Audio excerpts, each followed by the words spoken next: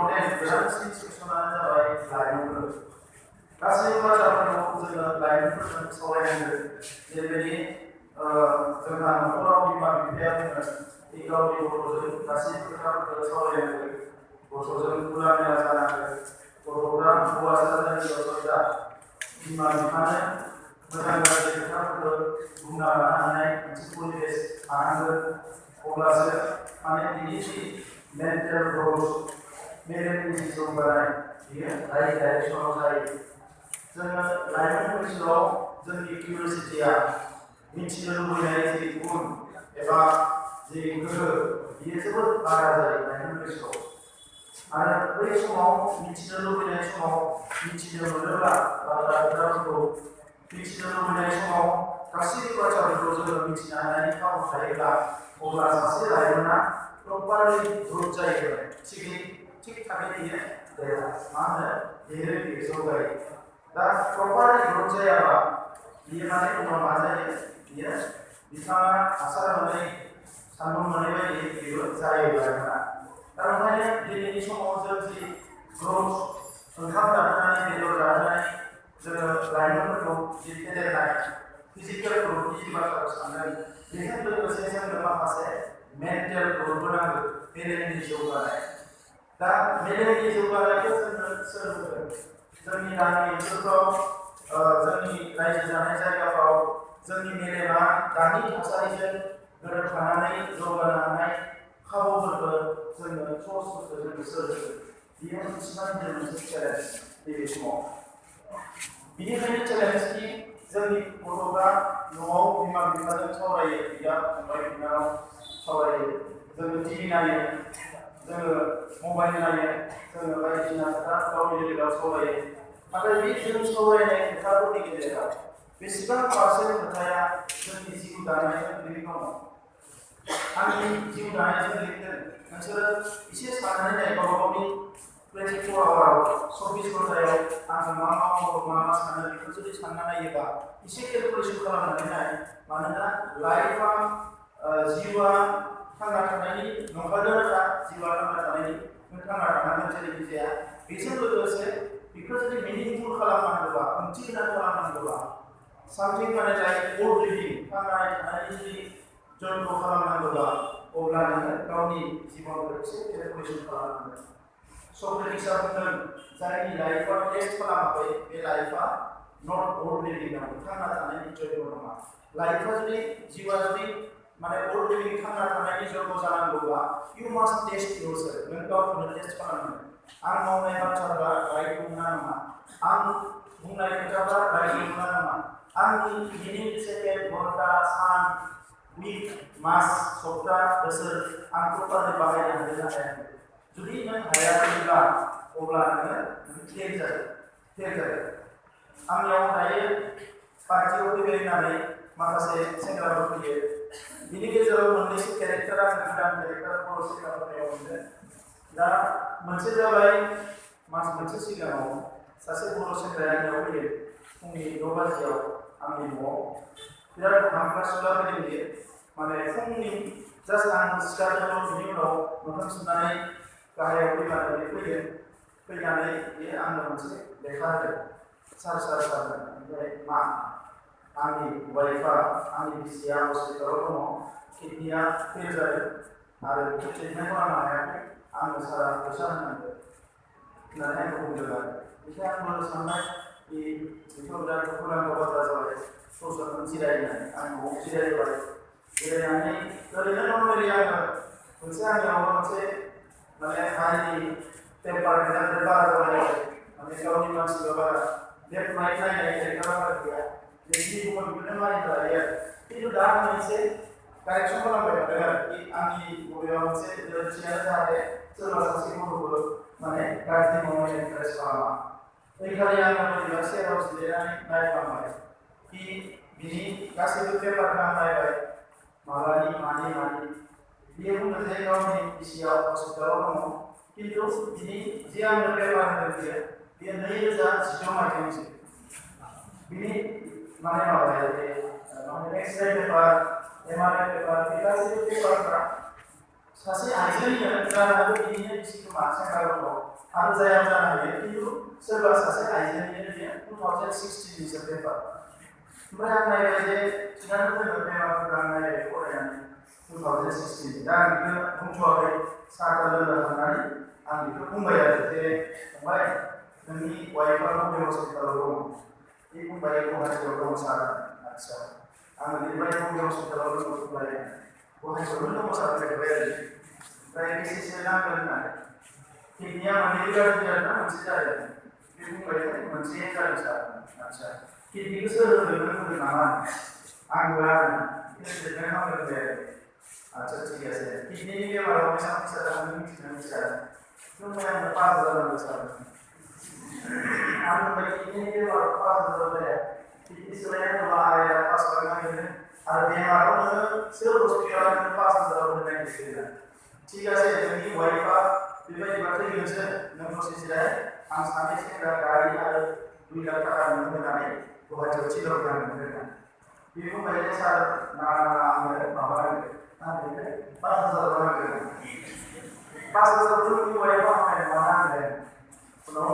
साहा लोंनानै रेगां होनानै बुजायना हरदो होननानै आं जोंनि सेंग्राफोरखौ बुंनायसै बिसोरो बुजायना हरबाय गुबुन आरोबाव बेबायदिनो मोननै मोनथामसो केस नुबाय आङो दा लकेलाव फिसिनाय केस फैदो अमा फिसिनायनि केस फैदो बिसोरनो माने दिनैनो नांगौ आरो जे अमाया सार आदार गैया आंनिया 20टा अमा नाङो दिनैनि आदारखौ हरनाय आं बुंबाय दिनैनि आदार हरगोन गाबोननि आदार सोर थारमाने नोंनि अमा फार्मा जानानै गोलाव सम थांना थायो बिनि थाखाय नोंनो ट्रेनिं होनाय जागोन नोंनो लन होनाय जागोन आरो नोंनि अमा फार्मखौ आं मानसि थिनहरनानै भिजिट खालामगोन नायनो होगोन अब्ला बेखौ फासियो दिनैनो नांगौ 2,000 हरो 1,000 हरो जिउआव दिनै हरसा आरो सानैसो लकेलाव फिसिनाय दा आं नैबे खोथाखौ बुंनाया जाबाय मा जों प्रपारलि ग्र' जाया जोङो जेरै नांगौ एरै देरनो हायाखै जोङो दाथ' बुजियाखै आंनि लाइफआ बबेथिं थांदों मा मावनो हागोन मा मावनो हाया बोरै थांनो हागोन बेखुनु जिनिसा प्रपारलि जाया दा बेबायदिबा जोङो मोनसे नोरजिया माहारि मोनगोन जेखौ जों लुबैयाखै जेखौ बर'माया लुबैयाखै जेखौ जोंनि दैदेनगिरिफ्रा लुबैयाखै बे मोनसे नोरजिया माहारि दिनैनि थाखायल' जों थांना थानायखौ बोरै जागोन गाबोन जों सोर फोथांना लाखिगोन समखौ जों सोर फोथांना लाखिगोन दा ओंखायनो जोंनि गामि ओनसोलफ्रावबो जोङो दायो इनफरमेसन सेन्टारफोरखौ बानायनांगोन जोङो मोनसे समाव आङो एक्सुवेलि आफादगिरि लेङाइ आफादगिरि थानाय समाव जोङो एक्सुवेलि टिमफोरजों जों रायज्लायदोंमोन गामि गामि जोंहा लाइब्रेरि बानायनांगोन लेखा फरायनायनि हुदाखौ लाबोनांगोन कचिं जानांगोन गामि गामि काउन्सिलिं जानांगोन बै खोथाखौ रायज्लायदोंमोन खिन्थु जोंनियाव दायो मा काउन्सिलिं खालामनो हानाय गैया सोरबाफोर ड्राग्स जाग्रा जौ लोंग्रा बिसोरखौ नर्थ-इस्टनि गुबुन गुबुन स्टेटफ्राव काउन्सिलिं खालामो जोंनियाव उदालगुरियाव बहाबा दङ ड्राग्स जाग्राफोरखौ रिहेबिलिट खालामग्रा खिन्थु नर्मेलि माने नोंखौबो आंखौबो काउन्सिलिं खालामो खारन जोंनि जि डेभेलपमेन्ट जोंनि आइ आफाफोरा गामियाव जोंखौ बुंदों हराव मोजां मानसि जानानै खिन्थु आङो देरनानै आंहा मा चेलेन्ज फैयो आङो लेखा फरायनो हानाय दा मेक्सिमाम बर' गथ'फ्रा matric pass drop out higher secondary pass drop out हौवासा जा हिनजावसा जा बारा फरायनो हायाखै बर'ल' नङा हारसाफोरबो दा आङो गोबांजोंनो इन्टारेक्ट खालामबाय सोंबाय मानो फरायनो हायाखै माने जायगायाव कलेज गैया बहाबा दङ फैसा गैया न'खरनिफ्राय सापर्ट गैया बिदि जायो दा अब्ला जोंनि ससाइटिनि लेभेलानो दायो मेट्रिक आरो हायार सेकेन्डारि जानानै ससाइटिनि लेभेल मानोना 15 लाख मानसिनि गेजेराव जुदि माने बिए एमए पास जानानै 10,000 ल'बा 5,000 ल'बा 10,000 जानाया जायगाया दाबो दङ हमना लाबाय 10,000 जाबाय 15 लाख मानसियाव 10,000 पार्सेन्टेज बरनोबा 0.005% थायो थारमाने जोंनियाव हाइस्ट फरायग्रानि लेभेलाव दङ गासिबो बिनि थाखाय रावबो इन्डिभिजुवेल जायो नङा जोङो बिनि सिमाखौ बारनांगोन दा बिनि सिमाखौ बारनोबा मा जानांगोन जोंनि हारियाव मोनसे एजेन्डा फैनांगोन सेंग्राफोरा जेनेबा नैबे सिरिफ्रावबो जिरायफैनो हायो माने जास्ट मिटिंखौल' पार खालामनांगोन दा बेनिखायनो नैबे समाव आङो बेखौनो खावलायगोन बे बयबो गावनि बाहायनाय समफोरखौ मावनाय खामानिफोरखौ एसे टेस्ट खालामनानै नायनो बिनि थाखाय जोङो मास्टार नाङा बिनि थाखाय जोङो खुनु ट्रेनार नाङा आंनि सानसेनि रुटिनखौ आङो लिरना लाबानो जाबाय दिनै सानसेयाव आङो मा मा खोथा बुंनोसो जों रायज्लायगोन दिनै सानसेयाव आं मा मा खामानि मावो दिनै सानसेयाव आं बहा बहा थांगोन लेखा फरायबाय थानायल' नङा कलेज इउनिभार्सिटि स्टुडेन्टफोर आरो बेकारखौबो होनोबा फरायनाय जायखौबो होनो आंबो होनदों माने अब्लानिया हिसाबखौ खालामनो हागोन कि नों मोना मोना नायबाय थाबाय आं दिनै मा मावखो मोना मोना नों नुदों कि आं आमाइजों रायज्लायदोंमोन आयंजों रायज्लायदोंमोन गामियाव थांदोंमोन ओंखाम जादोंमोन बेदर जादोंमोन दखानाव थांदोंमोन मा मबाइल नायदोंमोन ए टु जेड उनाव नों हिसाब खालामनानै आंनि जिउ दानायजों लिरनो होननानै जुदि नोंनि जिउ दानायजों लिरनो गैयाबा नैबे सानसेया थांबाय ओरैनो थांबाय नैबे सानसेया ओरैनो थांबाय दा ओंखायनो जोंनि समफोरा बेबायदिनो आद्रि जागासिनो दङ नोंनियाव आं बुजिबाय जे नोंनियाव फैसा गैया नोंनियाव माने रिसोर्सेस गैया नोंनियाव मोजां ड्रेस गैया नोंनियाव मोजां मबाइल गैया नोंनियाव मोजां गारि गैया नैबे गासैबो जिनिसनि इम्पर्टेन्सआ माने नों जुदि लाइफनि माने जीवननि माने मिनिंखौ बुजिनो नागिरोबा बेफोर कुनु इउज गैया बेफोर दा नैबे आं गाननो सोरबाया मा मोननाय गाननाय आं मिथिया आरो माने बिदि इउजआ मा सोरबा गरिबायानो गान गरिब गानगोन गाननो गरिब गाननो जेसां होबाय बेखौ जानाय बायदिनो होबायब्ला आं गानबाय खिन्थु गरिब गैयाबा आं गाननो मिथियो नोंसोर खोन्था हागोन आंनो जे टाइम मिथिं टाइम जाबाय सारनानै दा नैबे जिनिसफोर दा बेखौ जोङो जेसे हायो बुजिनो नाजानांगौ दा उनाव जेब्ला सासे इन्डिभिजुवेला गोरों जागोन अब्लाना बेयो गोरों जागोन दा ओंखायनो जोंहा दायो गामि गफा जेसेबां दङ मोनफ्रोमबो एरियायाव इनफरमेसन सेन्टार गायसननांगोन आं बेखौनो हास्थायदों मोनफ्रोमबो डिसिडिसि सेन्टाराव इनफरमेसन सेन्टार गायसननांगोन आरो बे इनफरमेसना जों जेसेबां इनफरमेसन मोनगोन जों एसेबां ग्र' जागोन जों दावगालांनांगोन दानि जुगखौ डाटानि जुग होनो डाटा माने जेसेबां नों डाटा बेयाव मोननो हागोन एसेबां नों ग्र' जागोन नोंनियाव जेसेबां इनफरमेसन दङ नों एसेबां दावगालांनांगोन खिन्थु नोंनियाव जुदि खुनु इनफरमेसन खौरां मेसेजआनो गैयाबा नोंनियाव खुनु चेलेन्जआनो फैनाय नङा ओंखायनो जोंहा लाइफआ जेबो चेलेन्ज गैया टाउन सहरनि गथ'फ्रा बिराद चेलेन्जिं मानोना बिसोर मावाबानो मोनजाया मावाबानो ओंखाम मोनसे जानांगौबा 300 थाखानि गाहायाव मोना बिसोर